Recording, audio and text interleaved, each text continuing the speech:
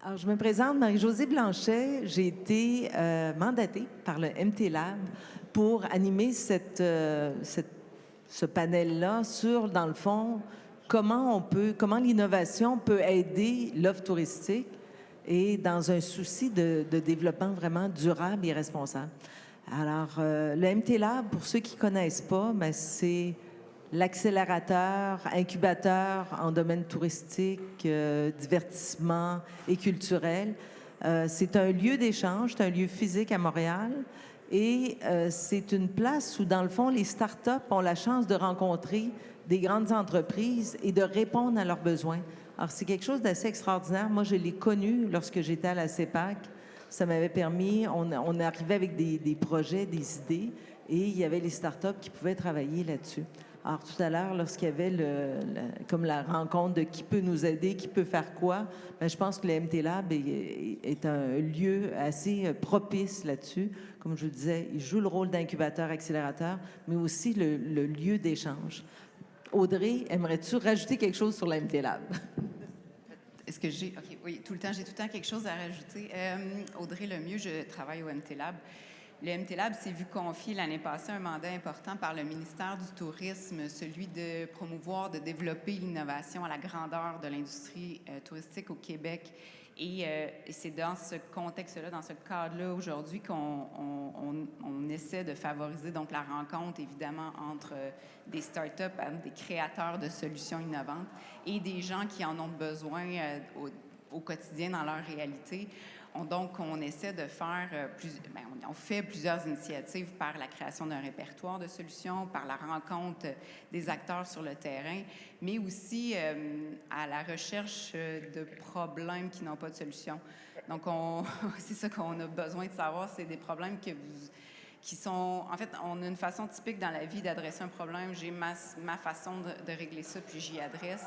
Quand je fais ça, je ne suis pas dans l'innovation. Ce que je veux, c'est peut-être faire appel à un écosystème, à une industrie qui a des expériences diverses, complémentaires à ce que je suis, une autre façon de voir. Et donc, on lance ça un peu dans l'univers, ce qu'on appelle, on fait des appels à solutions avec des problèmes qui sont structurants pour une industrie et de voir comment est-ce que d'autres personnes avec d'autres backgrounds peuvent y répondre. C'est ce qu'on essaie de faire. Et donc, je vous invite à venir nous rencontrer, venir nous voir quand vous êtes quand vous avez des problèmes sans solution, mais aussi avec des solutions, ça nous intéresse. Donc, bon panel. Si vous avez des questions, n'hésitez pas surtout à venir nous rencontrer. Merci. Donc, aujourd'hui, moi, je ne suis pas toute seule. Je suis là pour animer, je suis là pour aller chercher l'information, dans le fond, faire parler notre panel. On a deux personnes, Amélie puis Olivier. Amélie est consultante chez Momentum Transport. Olivier, propriétaire de Beaumont Campervan. On prend un petit accent anglais dans ce temps-là.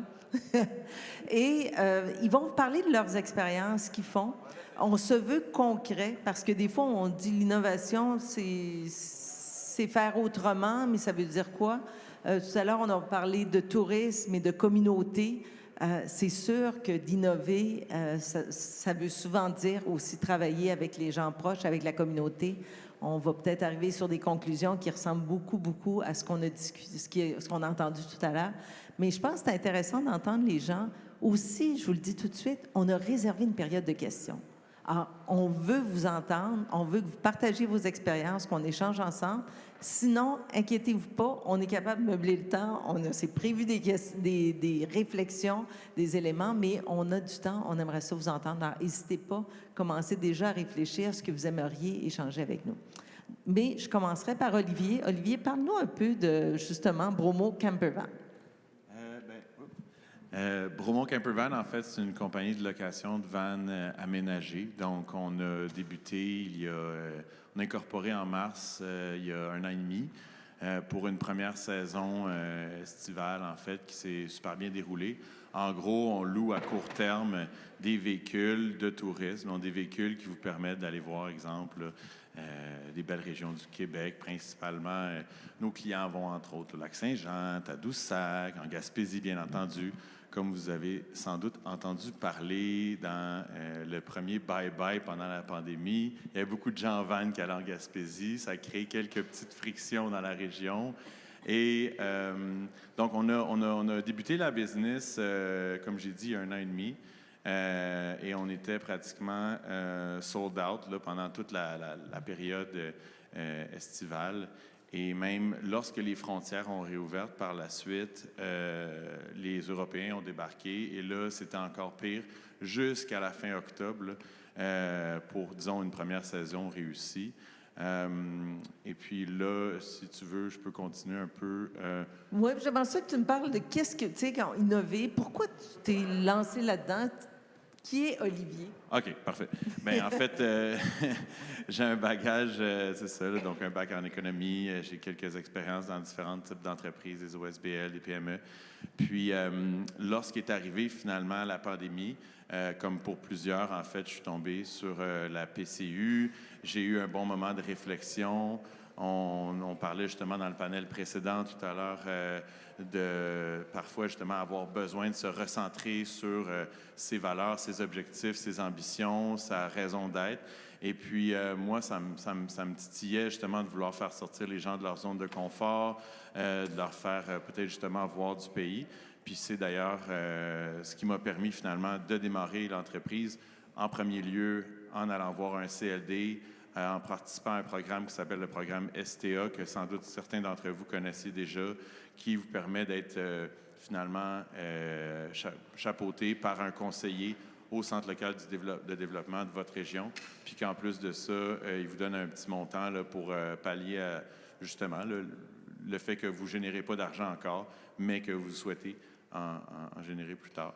Donc, ça m'a aidé premièrement à partir le plan d'affaires et par la suite acheter mes premières vannes et après ça, les mettre sur mon propre site qui, de fil en aiguille, m'ont permis de générer des revenus et ainsi de suite, d'acheter d'autres vannes. Présentement, donc, après 2 ans d'activité, là, le bilan, c'est pas mal que on a une clientèle établie qui a changé énormément de 2021 à 2022. Donc, on était à 90% de Québécois, c'était la pandémie. Donc, tout le monde revisitait un peu le Québec. On se revisitait chez soi. Puis, je pense qu'il y en a beaucoup pour qui ça a été une belle découverte. En tout cas, je ne sais pas pour vous si pendant la pandémie, ça vous a permis de voir un peu du pays, comme on dit. Mais juste après, en fait, dès que la frontière a réouverte, là, on a eu énormément de demandes d'Européens pour la première saison. Puis la saison en cours, on est à 80... En fait, les statistiques ont changé. Depuis que j'ai fait la slide, je pense qu'on est rendu à comme 80% d'Européens. C'est complètement malade. Pour une compagnie, on s'entend qui n'existait même pas il y a 1 an et demi. Là. Il y a des gens qui débarquent de France, de Belgique, de Suisse pour venir à Trudeau, prendre l'autobus, venir à Bromont chercher une vanne pour parcourir le Québec de différentes manières.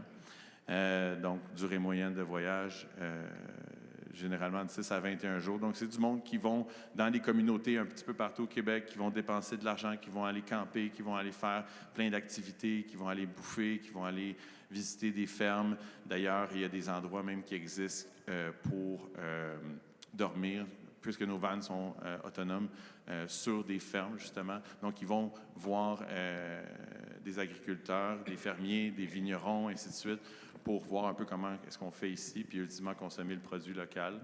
Par la suite, bien, c'est ça. Comme je disais, ils veulent découvrir des grands espaces, puis sont généralement soucieux de l'environnement. Ça, c'est pas mal le profil de notre clientèle.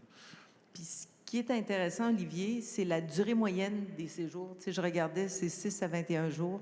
Tu parles de clientèle européenne. Lorsqu'on parle de développement durable, on en discutait tout à l'heure ce midi. Moi, je pense qu'on doit regarder aussi ce qui se passe en Europe. On voit comment ils sont en train de se transformer. Ils vivent avec des soucis environnementaux plus présents que les nôtres. Alors, on voit que l'Européen est en train de venir plus longtemps. Le 21 jours, sûrement que c'est quelque chose qu'on va voir de plus en plus. Alors, ça va être intéressant dans les questionnements après, comment on innove, comment on vit avec ça. J'aimerais ça maintenant, Amélie, que tu nous présentes un peu Momentum. Et toi? Oui. Bonjour. Merci pour l'invitation à participer au forum. Moi, je vais aller retourner un petit peu dans l'abstrait avant de revenir au concret, si vous me permettez, pour vous expliquer un peu ce qu'on fait. Moi, mon parcours, j'ai été formée en France, vous l'entendez à mon accent, puis j'ai travaillé à Londres, au Royaume-Uni, pendant 5 ans en planification de la mobilité durable. Puis Momentum, en fait, on est une firme donc, qui est basée à Londres, où on travaille en mobilité avec la ville, avec tout un tas de partenaires dans les développements urbains. Puis moi, je suis venue à Montréal il y a 4 ans et demi pour ouvrir notre filiale pour Montréal, le Québec, le Canada. Donc, travailler sur les enjeux de mobilité durable au Québec. Vous allez me dire, mobilité, on pense Montréal, oui, c'est facile, il y a plein de vélos, il y a des pistes cyclables. Nous, en région, ça nous concerne moins. Mais en fait, moi, je pense que si, quand même. Je pense que tous les lieux et tous les endroits, à partir du moment où on se déplace, où on va vivre une expérience, la mobilité en fait partie. Et encore plus, elle devrait être intégrée à cette expérience. Et donc nous, on travaille beaucoup avec les acteurs du tourisme, les lieux culturels, les festivals, pour justement développer des solutions de mobilité durable et de déplacement à ces endroits-là. Donc on a plusieurs des exemples des clients, des projets sur lesquels on a travaillé. Donc depuis qu'on est au Canada, on a travaillé avec plusieurs sites montréalais, le Jardin botanique, la Ronde, le Stade olympique, le Zoo de Toronto. On a aussi, puis là je vais vous en parler, travaillé avec le Festival de la Naudière. Et puis à l'international, donc avec le bureau de Londres, on a travaillé avec Stonehenge, qui est, je vais vous en parler un peu plus, la Tate Moderne, le stade de Wembley. Puis en fait, on fait des projets, on travaille à la fois sur les solutions de mobilité pour des temps courts, je dirais, donc un festival, un événement, on amène beaucoup de monde à un endroit, donc il faut gérer à la fois le fait de faire venir ces gens-là pour des temps très courts, mais aussi l'impact sur la communauté locale. Donc ça peut vraiment transformer une ville ou un quartier ou une station de métro d'avoir un événement de cette ampleur. Mais aussi sur des sites avec des temps beaucoup plus longs, avec un cycle plus saisonnier. Donc, comme ça va être le cas de sites comme le Jardin botanique ou Stonehenge, qui est au patrimoine de l'UNESCO, donc des sites qui vont vraiment amener des flux de visiteurs en continu sur l'année. Veux-tu nous en parler un peu plus de Stonehenge, justement? Oui, c'est un projet sur lequel j'ai travaillé avant de venir au Canada, puis qui m'a beaucoup passionnée. Donc c'est un site, vous voyez les pierres là, assez connues. Je pense que ça frappe toujours l'imaginaire collectif. Donc un site qui est vraiment millénaire. Puis à Stonehenge, donc comme je disais, c'est au patrimoine de l'UNESCO, c'est le site le plus visité au Royaume-Uni, avec 1,6 million de visiteurs annuellement. Mais c'est vraiment au milieu de nulle part, là, on va se le dire. Et ils ont mis en place beaucoup de stratégies et d'approches pour réduire l'impact environnemental du transport sur le site. Donc nous, on a travaillé avec eux sur leur stratégie de mobilité durable. Et donc l'objectif était vraiment de permettre une augmentation du nombre de visiteurs, mais en réduisant la part modale automobile, donc le nombre de gens qui venaient en auto. Comment ça? Donc on a discuté avec un peu tous les partenaires de transport, les transporteurs de la région, pour voir si on pouvait faire des partenariats pour amener les gens plus en car, ou donc les mettre en commun dans des véhicules de transport collectif. On a aussi étudié la possibilité d'amener les gens plus loin, puis de les faire venir à pied ou à vélo à travers le paysage. Puis en fait, on connaît les pierres de Stonehenge, mais on connaît moins le paysage autour. Mais le paysage faisait vraiment partie de comment les pierres ont été positionnées. En fait, il y avait vraiment des angles de vue à avoir sur l'ensemble des vallons autour. Et donc, l'idée est vraiment d'amener les gens à arriver par ces angles de vue, puis avoir une autre perspective sur les pierres. Donc, comme je le disais, de faire de la mobilité piétonne ou cyclable, dans ce cas-là, une partie de l'expérience culturelle et touristique du site.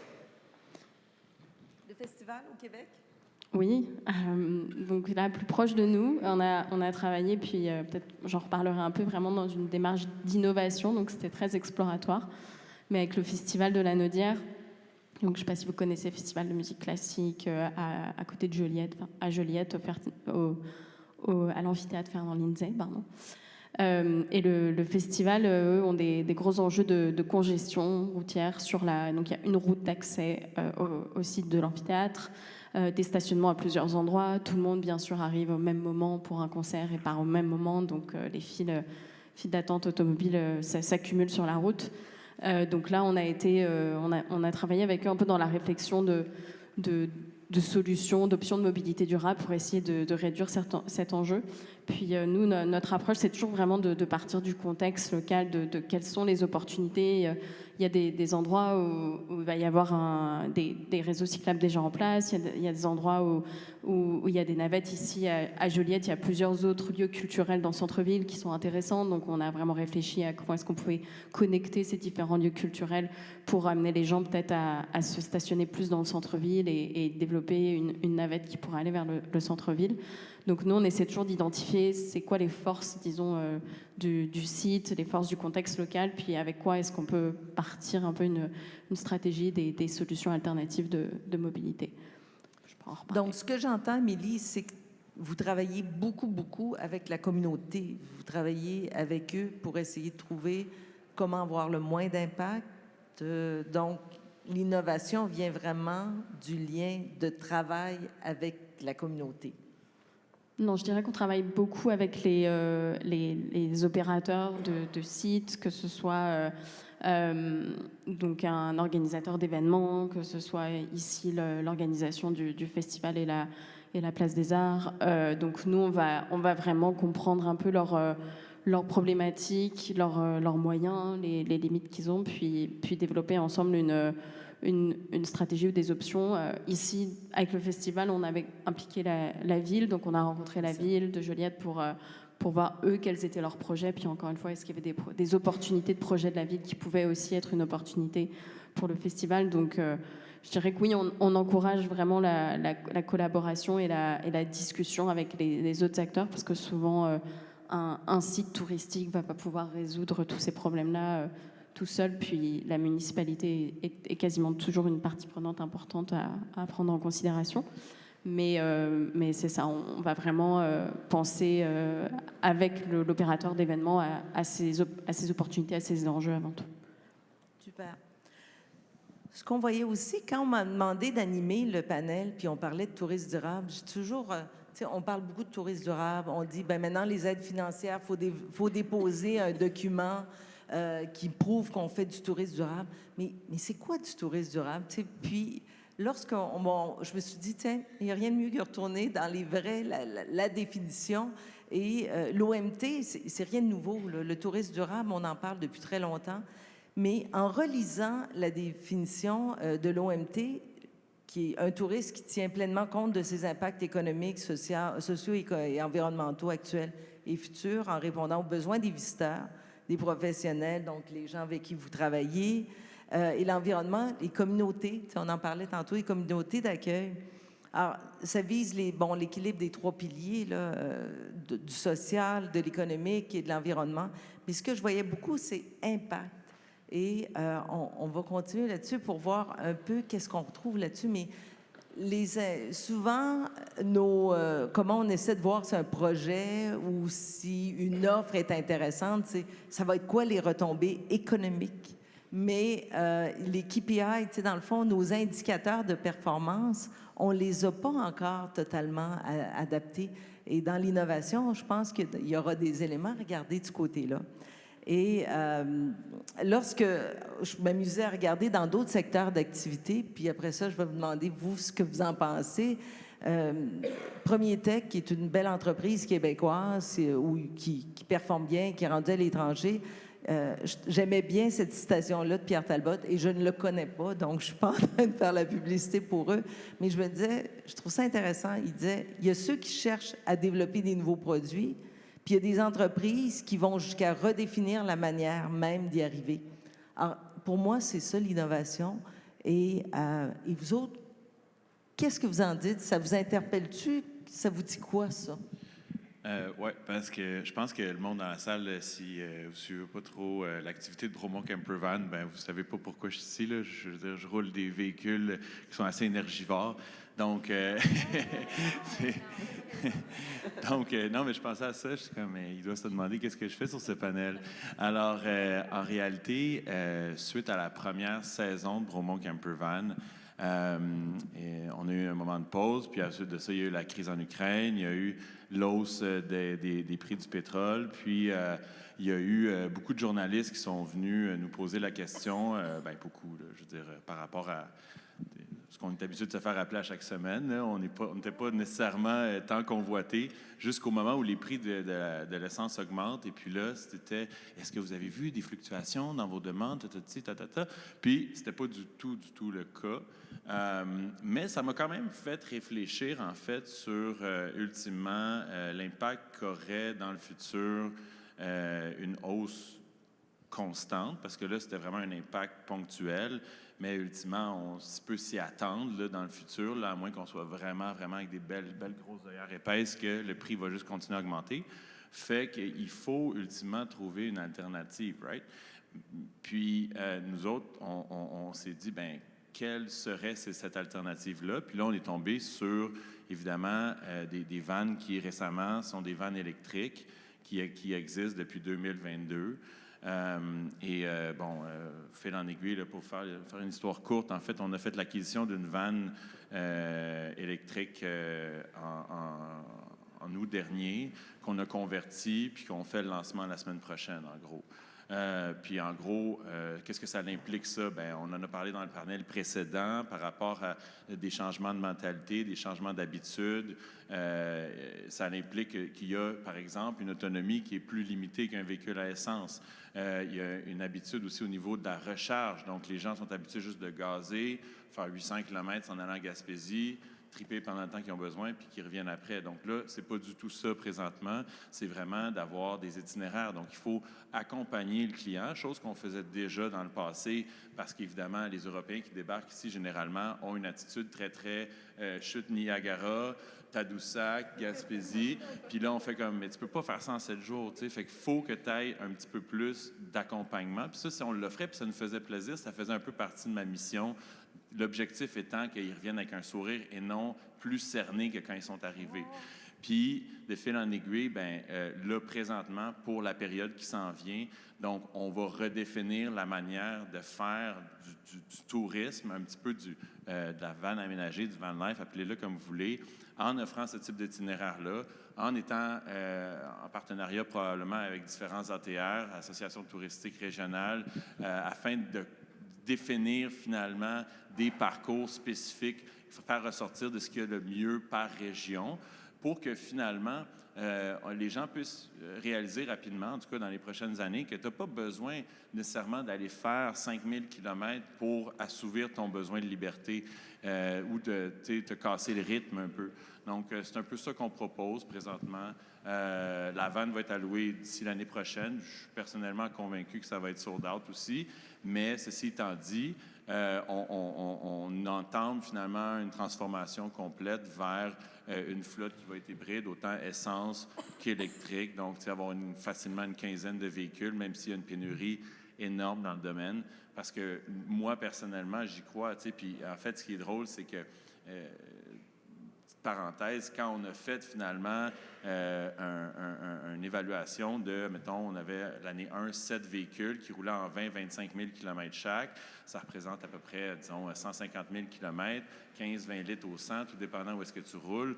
Ça en fait énormément de CO2, tu sais. Puis je pense pas que personnellement, j'avais cette volonté-là, un peu comme Marie-Josée disait un peu plus tôt, quand on part une business, on a essentiellement le goût que ça marche économiquement, on a le goût de pouvoir repayer nos prêts si on en a et ou d'être dans le vert pour pouvoir avoir d'autres prêts puis justement avoir une certaine croissance. Et donc, ce n'est pas dans le KPI, l'équation, combien de CO2 tu as dépensé. Tu sais, je ne m'y serais peut-être même pas attardé si les prix de l'essence ou si j'avais pas eu, disons, cette valeur-là. Et là, ben, finalement, c'est ça. Donc, on est dans cette transition-là. Raison pourquoi je suis sur le panel. Puis je pense que, je vais juste rajouter, et je crois aussi que ta clientèle, parce qu'on le voit, les clients sont de plus en plus sensibilisés. Alors, je crois que ta clientèle va dire, c'est quoi mon empreinte? Parce qu'on est en train de rentrer ça dans la tête des gens. On devient des touristes quasiment... on commence à se sentir coupable de voyager. On se sent coupable de prendre un avion. Ça n'a comme pas de bon sens. Alors, je crois que ta clientèle va t'amener aussi à se dire, ben là, j'ai dépensé combien de gaz, puis comment je pourrais le faire autrement ou le redonner. Question? Ben, en fait, c'est une question à deux niveaux, effectivement. Tu sais, le fait parce que bon, les toits, évidemment, avec des visiteurs qui font du kilométrage, mais c'est quand même, le camper run, c'est quand même très, très, très populaire. Est-ce que, par exemple, le fait de proposer et de structurer le milieu, parce qu'il faut que le milieu soit structuré aussi pour accueillir des vannes dans des milieux libres, et je sais que les municipalités réfléchissent aussi beaucoup à ça, certaines municipalités mettre des structures d'accueil également pour structurer cet accueil-là. Le fait par exemple, tu es à Bromont, de proposer de façon régionale, de façon à faire moins de kilométrage, ça ne veut pas dire évidemment qu'il pourrait y en avoir partout, c'est pas parce que je veux prôner pour les cantons de l'Est, ça peut se faire, ça peut se développer dans différentes régions là, du Québec, mais de dire, au lieu d'aller faire justement 3000 km dans ton voyage, c'est-tu de saisir plutôt la région où tu es pour voyager et sans nécessairement faire tant de kilomètres, mais de visiter les villages, les villes, les endroits hors sentiers battus même, et de les structurer en milieu d'accueil. Parce qu'il y a aussi tout le clash également à laquelle il faut penser quand on arrive dans des milieux qui ne sont pas structurés. Et là, on est moins bienvenu comme touriste et on a des questions à se poser en tant que touriste aussi, comme visiteur responsable. Je pense que c'est autant les destinations comme les milieux d'accueil que comme les visiteurs qui sont aussi responsables dans leur visite. C'est pour ça qu'on va regarder. Durable, là, exact. Et on a des beaux exemples maintenant qui avancent là-dessus, avec lesquels des gens comme Olivier peuvent vraiment venir s'attacher dans le développement de la destination ou de la communauté à visiter ou quoi que ce soit. Mais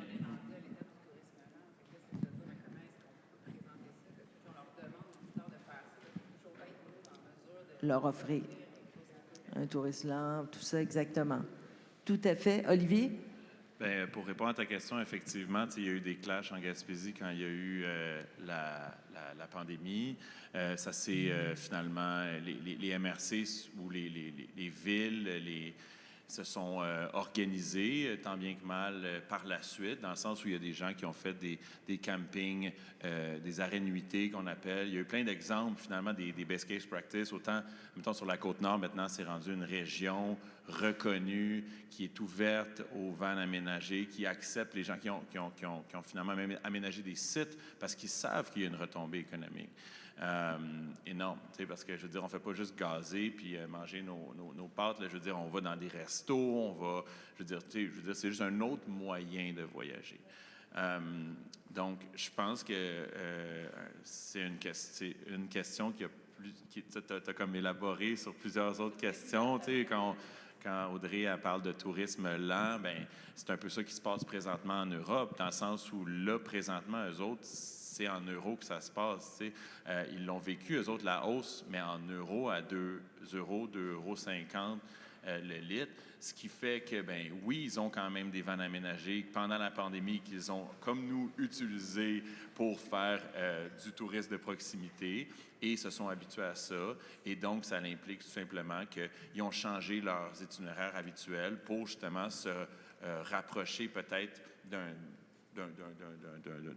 périmètre d'activité plus restreint, ce qui les empêche en rien à avoir du plaisir. Ben oui, c'est ça. Parce qu'ultimement, je veux dire, oui, c'est le fun d'aller voir des régions inexplorées et tout, mais en réalité, c'est pas nécessairement quand on roule dans la vanne qu'on va aller chercher notre plaisir, c'est où est-ce qu'on va, qu'est-ce exactement, qui qu'on rencontre, ainsi de suite. T'sais. Fait qu'effectivement, à ce sujet-là, pour conclure sur ta question, d'avoir finalement des itinéraires prétracés qui font ressortir le meilleur de l'équation, selon moi, ben ça fait en sorte que justement le monde, tu es sûr à 100%, qui vont pas, exemple, qui nous est jamais arrivé, mais ceci étant dit, qui se font réveiller durant la nuit par une police parce qu'ils n'ont pas le droit de se mettre là, ou tout simplement qui vont aller manger je ne veux pas dire à la meilleure place, mais qui vont trouver dans les meilleurs restaurants de la région ou les meilleures routes pour voir la meilleure vue, ainsi de suite. T'sais. Fait que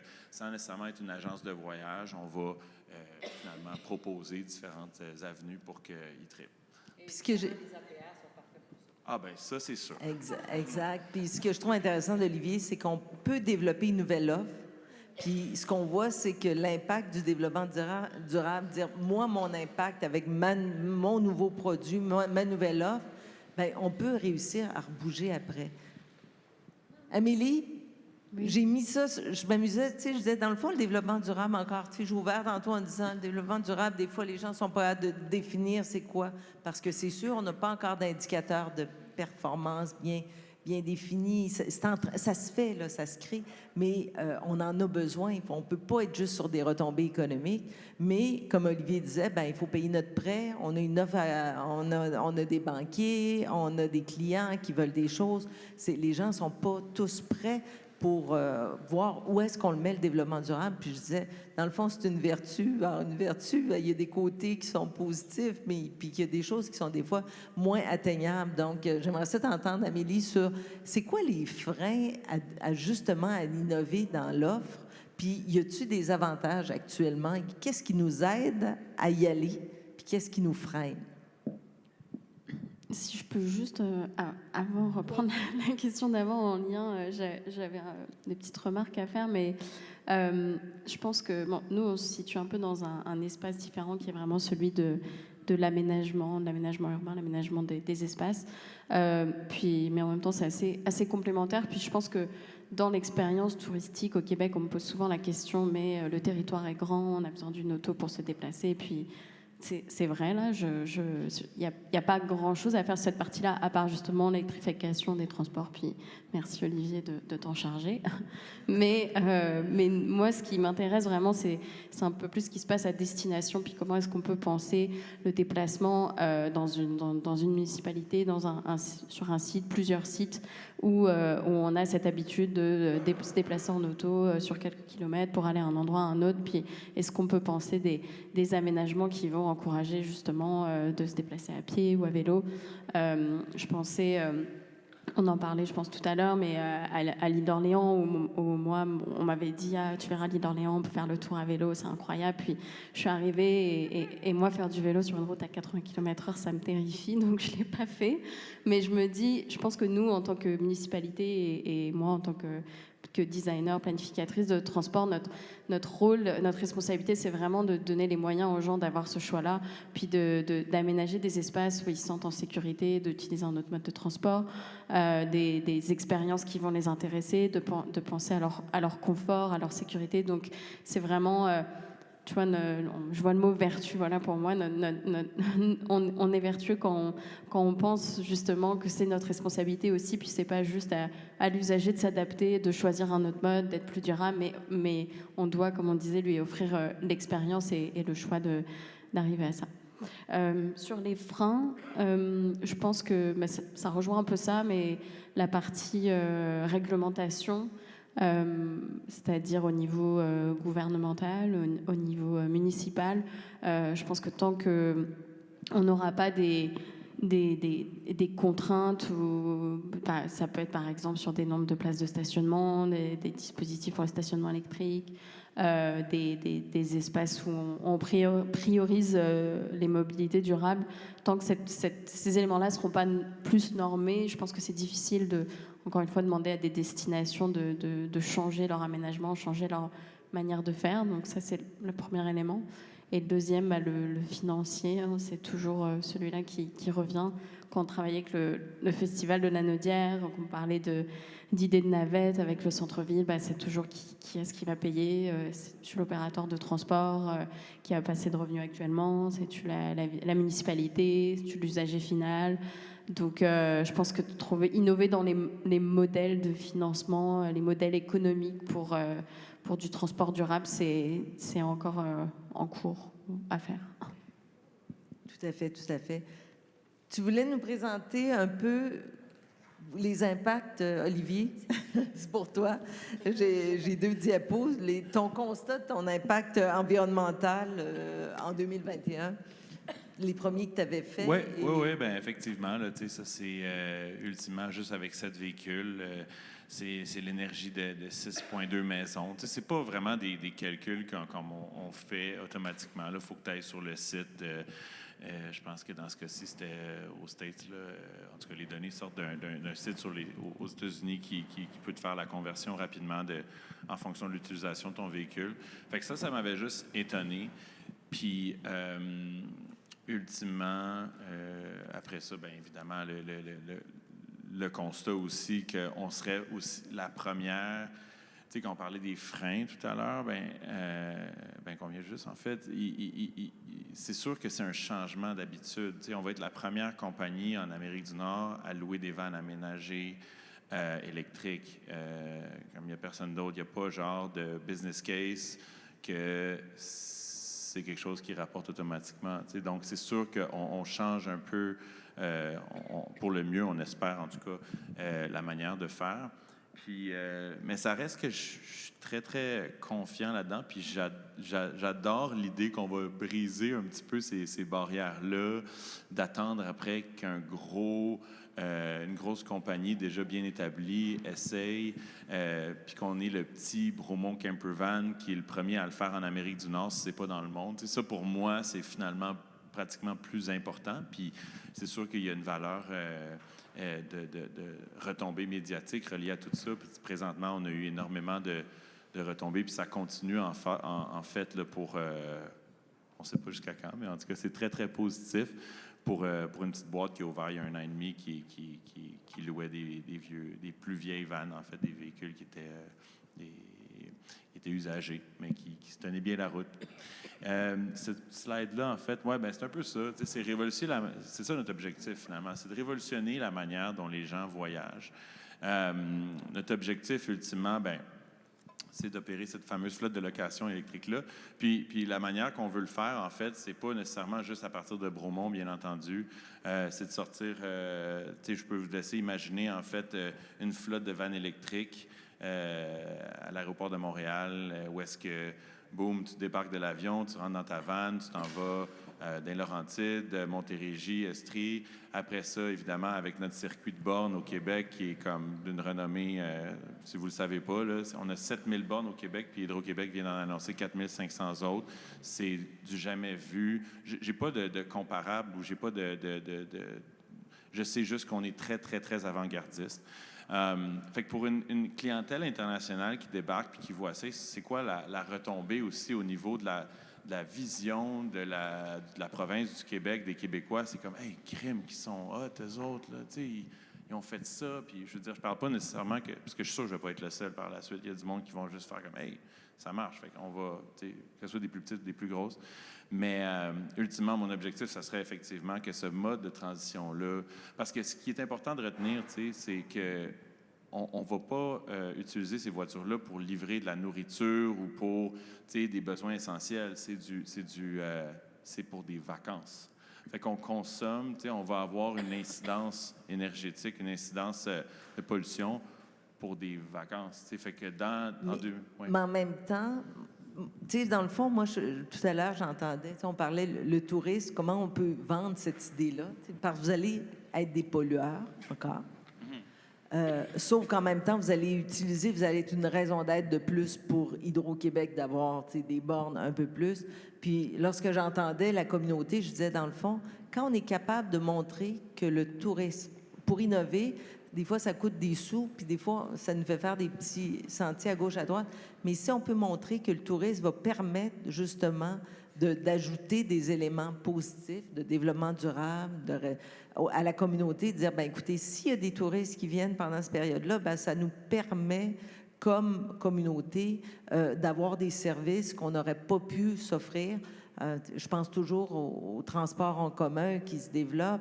Je me dis, on est une petite population. Si on va avoir des trams, des trains plus rapides, quoi que ce soit, il faut que les touristes, il faut qu'il y ait du monde à un moment donné qui viennent, qui les utilisent pour les rentabiliser, parce qu'on parlait des vertus tout à l'heure, et c'est notre grand défi face au développement durable, c'est comment on réussit. Donc, il faut qu'il y ait des grandes entreprises qui chapeautent. Il faut un client aussi résilient, parce que ce que vous allez offrir avec les vannes électriques, Ça n'a rien à voir avec une vanne, ce que tu disais tout à l'heure. Alors, il faut une clientèle résiliente.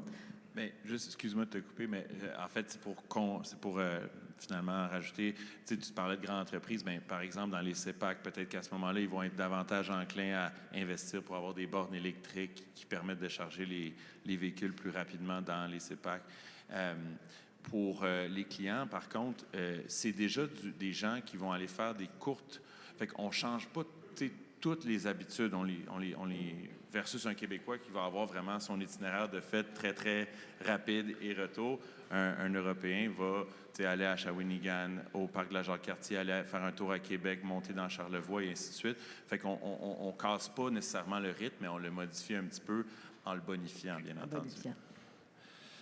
Questions, commentaires? Oui? J'ai une affaire à moitié réfléchie, donc pardonnez-moi. Je m'adresse aux deux en même temps.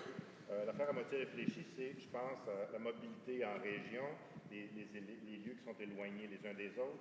J'associe la question du réseau et des bornes qui s'ajoutent et des véhicules qui se multiplient.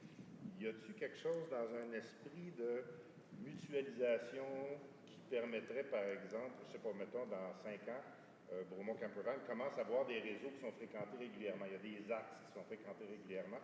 Sur ces axes-là, il y a des réseaux de bornes. Sur ces axes-là, il y a des communautés, il y a des services.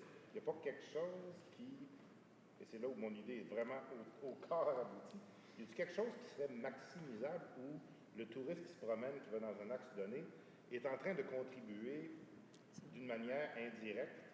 Il envoie un signal, d'une certaine façon, parce qu'on sait qu'il est dans un certain axe, il est en train de nourrir un axe vers la Naudière, vers Gaspésie. Et là, la fin de mon idée est... Je peux compléter sur la...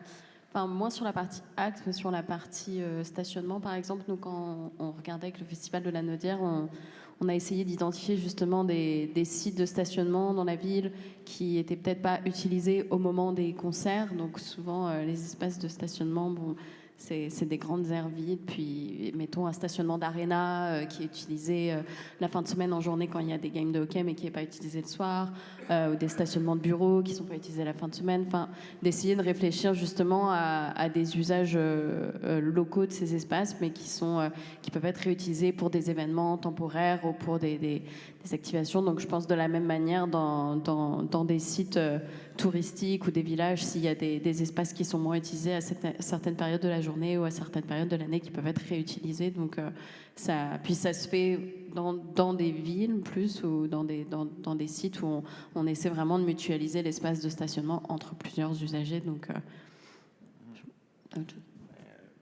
je pense que ton idée, c'était un peu ce que je disais plutôt par rapport aux itinéraires. Et évidemment, l'aspect des bornes va être inclus. En gros, on ne veut pas juste donner des clés à quelqu'un qui n'a jamais conduit un véhicule électrique puis dire bonne chance.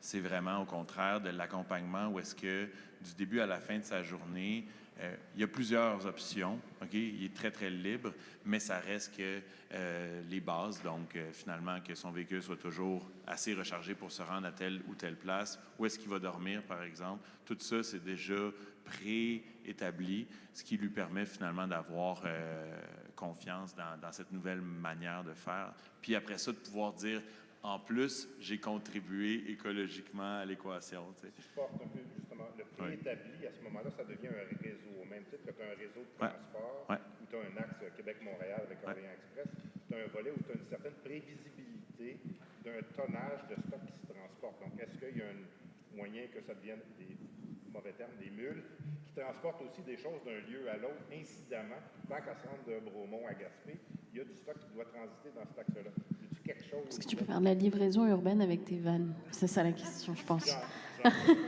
Ou du covoiturage, mettons. Ajouter une petite vanne. 100%. Mais je crois que ce qui est intéressant, c'est que la forfaitisation, comme elle se faisait avant, va changer. Alors, c'est sûr que les rôles des ATR, nos agents de voyage, nos agences de voyage, les réceptifs qui reçoivent les gens de l'extérieur, ils sont en train de changer, ils le font déjà. Un Vaolo de ce monde qu'on devait avoir avec nous, qui organise des tours, des visites chez les locaux, qui utilisent... En France, on voit de plus en plus, on voit des forfaits sans utilisation de voiture. Donc, peut-être que ta vanne t'amène à quelque part et après, pendant une journée, tu ne l'utilises pas. Mais tout ça est attaché dans des forfaits avec d'autres attraits qui permettent de le faire. Alors, c'est vraiment de s'arrimer qui va permettre ça. Mais là, on change. Il faut que nos indicateurs de performance se transforment et qu'on rentre justement peut-être notre empreinte carbone là-dedans, donc dans d'autres éléments. Allez-y. Pour poursuivre sur tout ça, l'idée qui me venait, moi, si on pensait 5 ans, c'est que avec la capacité de la technologie puis les arrimages, donc de dire, on va prendre l'exemple de Beaumont parce que c'est celui qu'on connaît, mais que de juin à fin juillet, c'est les prêtres, bon, par exemple. Donc, il y a moyen dans les circuits touristiques de dire, monsieur, madame, ben, si vous voulez aller là, il y a la possibilité d'aller, puis ils vont aller vous permettre d'aller cueillir vos fraises. Un exemple. Donc, qui dessert la communauté locale, ça suppose un net incroyable. Moi, j'ai vu au Mexique, donc je parle de RED, le tissu, mais ça se fait. C'est pas la fin du monde. Google le fait tout le temps quand on nous envoie dans une rivière. Mais donc c'est ça qui m'allume, moi, quand je vous entends. Donc, de partir des bords et là, de dire, bien là, si vous êtes passé, au lieu d'aller juste sur la Reine, là, si vous allez passer, puis juste de voir un beau village, c'est bien beau, des bien belles maisons, mais là, d'être en lien avec des gens qui sont prêts à vous recevoir à cette saison-là, mais c'est pas, cherchez pas des citrouilles au mois de juin. Mais c'est impossible. Mais c'est là, c'est toute la forfaitisation, donc faire connaître ces offres-là, exactement. Puis de savoir que ces offres-là peuvent se réseauter à monsieur ou à quelqu'un d'autre pour accueillir les gens. Et c'est là que, comme vous dites, le numérique permet ça. Avant, c'était plus difficile, mais maintenant, on a quand même les avantages technologiques, il faut que ça serve, ils sont là. Et il faut utiliser les petites entreprises qui développent plein d'applications qui permettent, mais il faut arrimer tout ça. Question? Deux volets sur le commentaire. Oui. Tantôt, on parle de l'impact de le voit de l'autre façon. Des fois, il faut voir aussi ce qu'on évite. Avec la popularité de la Van Life, il y a aussi tout un pan de gens qui vont acheter de vieilles vannes qui vont essayer de convertir pour faire une semaine de vacances par l'année. C'est peut-être, sur le plan environnemental, c'est peut-être que ces gens-là aient une option de location de la vanne. Ça, c'était le premier point. Mais deuxième point, moi, je viens de la Abitibi-Ouest. Je trouve cette option-là vraiment intéressante pour le développement de destinations touristiques qui ne sont pas encore des destinations touristiques. Dans notre cas, quand on parle de développer le tourisme, il n'y a pas beaucoup de volume. Donc, tout le développement de transport collectif ou de passer par des réceptifs, on oublie ça, il n'y a pas suffisamment de volume. Par contre, le van life permet, si on réussit à être intéressant pour un nombre limité de personnes, on permet de pouvoir construire cette offre-là dans des destinations qui sont moins populaires aujourd'hui. Puis en plus, on a l'enjeu de l'hébergement qui, même si on a des super belles choses à faire découvrir, l'offre d'hébergement est relativement limitée. Là, le van life vient offrir une solution à ça parce que les gens arrivent avec leur hébergement. Ils vont permettre, exactement, ils vont permettre le magasin du coin, la boutique, tout ça, de se développer sans la grosse infrastructure hôtelière. Et si c'est très saisonnier, très court, bien exactement, c'est une innovation qui permet de garder un touriste qui est responsable. Oui. En fait, moi, j'habite dans ma vanne à l'année, à temps plein, depuis 2 ans. Puis c'est vraiment la meilleure façon de voyager, d'aller dans une petite place locale, puis justement, on prend pas. Si on a des problèmes d'hébergement, c'est vraiment la solution en tant que telle. Puis justement, les régions comme ça, c'est fun à développer parce qu'en vanne, c'est la meilleure façon de visiter aussi. Fait personnellement. Bonne ambassadrice. Mais je voulais juste, en fait, compléter que par rapport aux régions éloignées, exemple, on a eu des clients qui s'en vont dans l'Ouest, s'en vont en Baie-James, s'en vont un peu partout. Puis il y a des vannes électriques qui vont arriver prochainement avec 400, 600, 800 km d'autonomie. Donc, ça ne sera pas nécessairement un frein là, à pouvoir finalement offrir tous les parcours qu'on a au Québec. Là, parce que ça, évidemment, ben là, présentement, on est dans la première brique de vraiment une belle maison. Là. Commentaires, questions? Oui?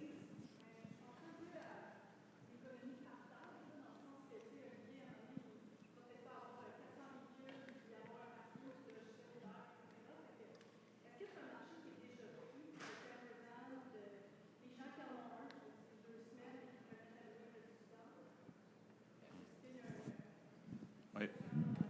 Ben, en fait, là, présentement, c'est ça, comme un projet à la fois, là, mais ceci étant dit, en fait, on est en discussion avec notre assureur pour justement pouvoir offrir ce service de conciergerie-là, puisqu'il existe déjà des sites comme Airbnb, mais ça s'appelle RV Easy ou Outdoorsy, où est-ce que tu peux mettre ta vanne en location, sauf que la réalité, c'est que les gens qui ont une vie normale, où est-ce qu'ils travaillent, la fin de semaine sont occupés, ainsi de suite, ils n'ont pas nécessairement cette capacité-là, là, de pouvoir faire des ménages de vannes, d'expliquer la vanne en grand complet. Ça prend à peu près 1 heure à expliquer là, au complet pour que la personne ne t'appelle pas pendant son périple. Il y a plusieurs étapes là, qui font en sorte que ça marche et qu'on a des bons reviews sur Google et ainsi de suite.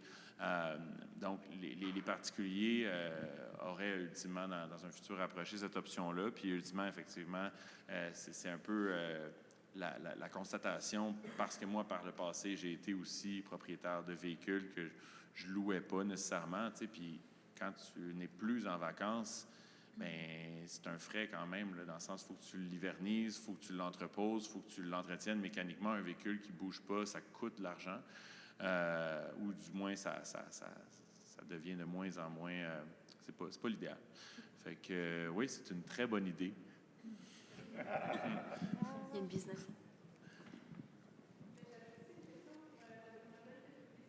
Amélie.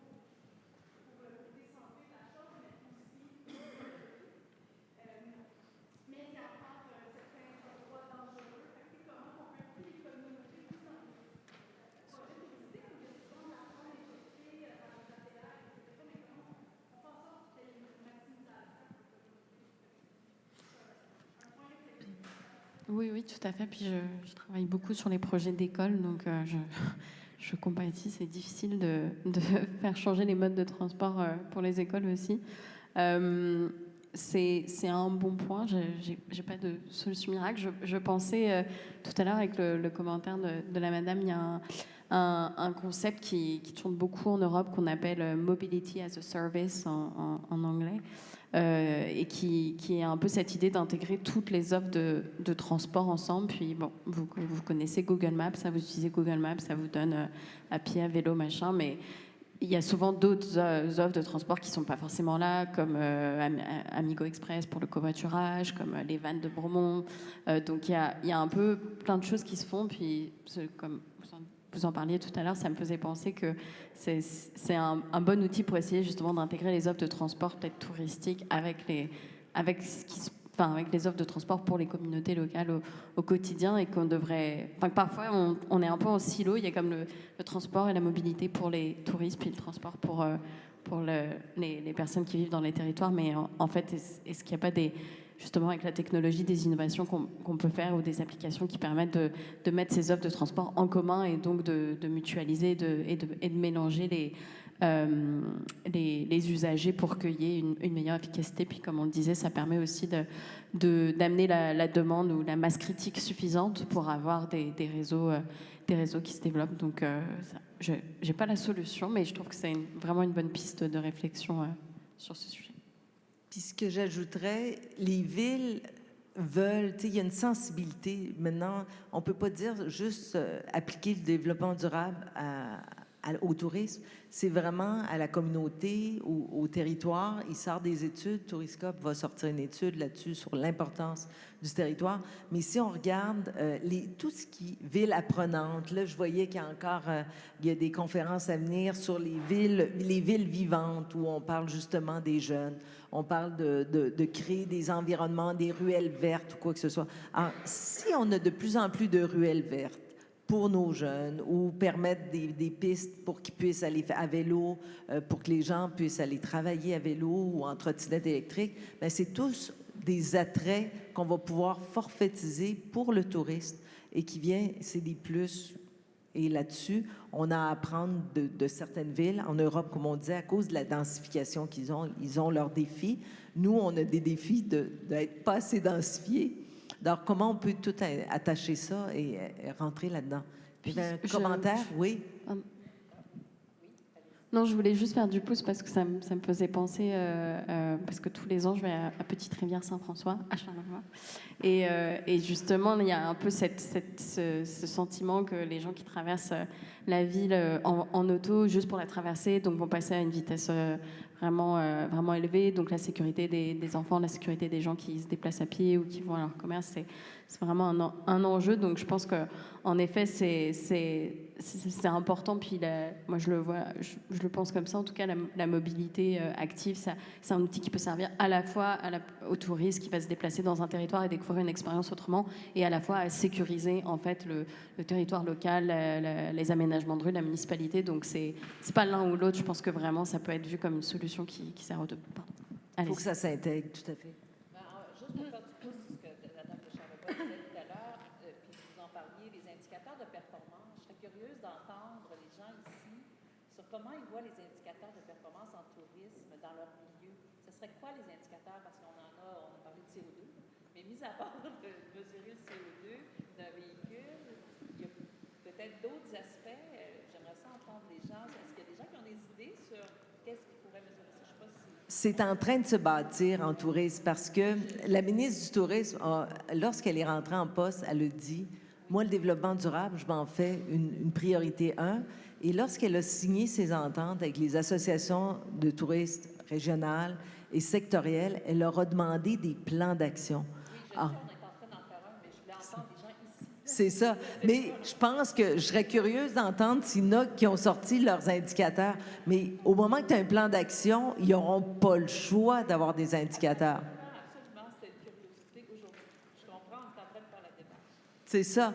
Mais déjà, vous pouvez regarder, je regardais les caravaniers, agences de voyage. Bien, eux, les caravaniers, ils sont dotés d'obligations. Alors, au moment que leur clientèle voyage, avion ou quelque chose comme ça, bang, c'est 2 semaines. Obligatoire que les gens partent pour 2 semaines. Ils sont donnés des voyages carboneutres. Des voyages plus longs, donc le 2 semaines, leur équipe, le sans trace, l'obligation de s'assurer. Alors, je crois que les ATR vont arriver avec des éléments comme ça. Ça va être intéressant parce que ça va descendre après ça dans les... mais c'est sûr que pour avoir des aides, il va falloir qu'il y ait des indicateurs de performance. Est-ce qu'il y en a qui en ont déjà développé? Oui, mais nous, en fait, à Destination Québec Cité, on a déposé notre plan d'action en tourisme responsable. Oui. Parce que nous, on travaille vraiment les 3 piliers, donc social, économique et environnemental. C'est ça. On a 18 actions. Et là, c'est ça, là, j'aurais dû finalement présenter mon plan, mais c'est parce qu'on a 18 actions et ces 18 actions-là sont supportées. Ben, en fait, il y a 3 engagements, 18 actions, et les actions sont supportées par des indicateurs de performance. Là, mais là, c'est pas tout. On a une calculation, on a développé, là, on est en train, là, on l'a déposé en avril, notre plan. Fait que là, on est en train là, de travailler les actions, à les mettre en place et tout ça, mais il y a déjà des choses de fait. On a un calculateur de cargo sur notre site Internet, donc on invite des visiteurs, mais on est en train aussi de travailler sur le plan montagne. Nous, on a un plan montagne. Fait que là, je suis intéressée à vous parler des deux. Mais c'est ça, oui, c'est déjà, vous pouvez aller voir sur notre site. Pas tant que ça, mais... Destination Québec Cité, c'est l'APR de Québec. La grande région de Québec, c'est ça. Exactement. Audrey? J'ai pas assez de voix. Et ce que je trouve intéressant tu sais, moi, je fais partie de ceux qui se questionnent de comment est-ce qu'on peut faire pour rendre la destination plus durable, par quel bout on prend ça. Particulièrement pour la question de la mobilité, c'est un enjeu qui est quand même assez complexe. Puis j'ai l'impression, Amélie, que tu viens de me donner peut-être en tout cas, une direction dans le sens que, tu sais, quand tu dis il faut commencer par la destination, mais moi, OK. C'est comme j'ai l'impression que tu me donnes mon étape 1, je dis, parfait, on va réfléchir, on va commencer à la destination par des petites initiatives locales pour essayer de voir qu'est-ce qui peut se faire à ce niveau-là, pour qu'ensuite, peut-être, avoir rallié la destination Québec au complet. Mais j'aime cette façon de voir ça. On peut prendre ça une bouchée à la fois, dans le fond. C'est un peu... Puis j'y pensais, bon, c'est pas vraiment indicateur, mais il y a aussi des mesures qui peuvent être prises. Puis quand on a travaillé, par exemple, avec Stonehenge, donc bon, là, on est dans un cas différent avec le nombre de visiteurs qu'il y a par an, mais il y avait un enjeu de préservation du territoire. Puis on a vraiment développé une mesure de la capacité des sentiers autour des pierres pour identifier en fait concrètement c'est quoi le maximum de personnes qui peuvent venir voir les pierres en même temps. Puis c'est pas comment dire, sans limite non plus ce qu'on peut faire sur un territoire sans impacter la préservation de l'environnement, la préservation de la culture et du patrimoine. Puis on a vraiment développé cet outil de mesure qui peut permettre de voir, en fait, vous pouvez avoir tant de personnes et encore une fois, ça allait dans l'argument de dire, amenons les gens ailleurs pour pas que tout le monde soit tout le temps autour des pierres. Puis ça n'avait pas de sens, quoi. Mais ça, maintenant, la beauté, je pense que la pandémie et le fait que les gens aient vu tous les éléments de changement climatique amène, la clientèle, notre visiteur est beaucoup plus résilient. Il sait qu'il faut qu'il réserve à un endroit. Donc, moi, je crois qu'il y a un momentum pour aider ces indicateurs-là. Puis, s'il n'y a pas d'autres questions, moi, je dirais, pour conclure, dans le fond, comment on peut innover dans notre offre touristique? Il faut agir. On ne peut pas rester dans nos vieux canevas. Il faut éviter le gaspillage. Lorsqu'on prépare une offre touristique, dans l'innovation, éviter le gaspillage. L'élément de la mobilité est hyper important. On le sait que c'est ce qu'il y a de plus, c'est ce qui est le plus dommageable pour notre environnement. Et travailler avec la communauté, justement, parce que si on va avoir les moyens de nos ambitions, en travaillant avec la communauté, on est capable d'aller plus loin. Puis les communautés sont en train, justement, elles aussi, de se poser des questions. Donc, comment on allie tout ça? Je dirais que c'est comme ça qu'on va innover, vraiment en faisant autrement. Est-ce qu'on pouvait juste... Oui, un petit tour. Vas-y, Olivier. Mais tu peux conclure à ma conclusion. Mais non, c'est ça, c'était vraiment juste pour dire qu'on a le dévoilement de la vanne électrique à Bromont le mercredi prochain au Pit Stop. Donc, pour les gens qui habitent dans la région, ça serait super. Sinon, ça va se faire, en fait, au MT Lab le 29, donc le jeudi, à Montréal. Donc, on va avoir 2 moments de dévoilement. D'ailleurs, je voulais remercier Marie-Josée, Amélie, c'était vraiment agréable. Merci énormément aussi au MT Lab qui nous a permis d'être là. Et si jamais vous avez des gens dans votre entourage qui ont des projets dans le domaine du tourisme, je vous conseille fortement de leur proposer de regarder le site du MT Lab, puisque c'est un incubateur qui n'est pas uniquement fait pour la grande région de Montréal, c'est pour tout le Québec. Puis il y a des différentes raisons. Il y a de l'accompagnement, il y a du financement, il y a beaucoup de choses comme ça qui font en sorte que des projets peuvent prendre vie. Oui, merci. Il y a plein de start-up avec plein d'idées innovantes à découvrir aussi. Exact. Exact. Merci.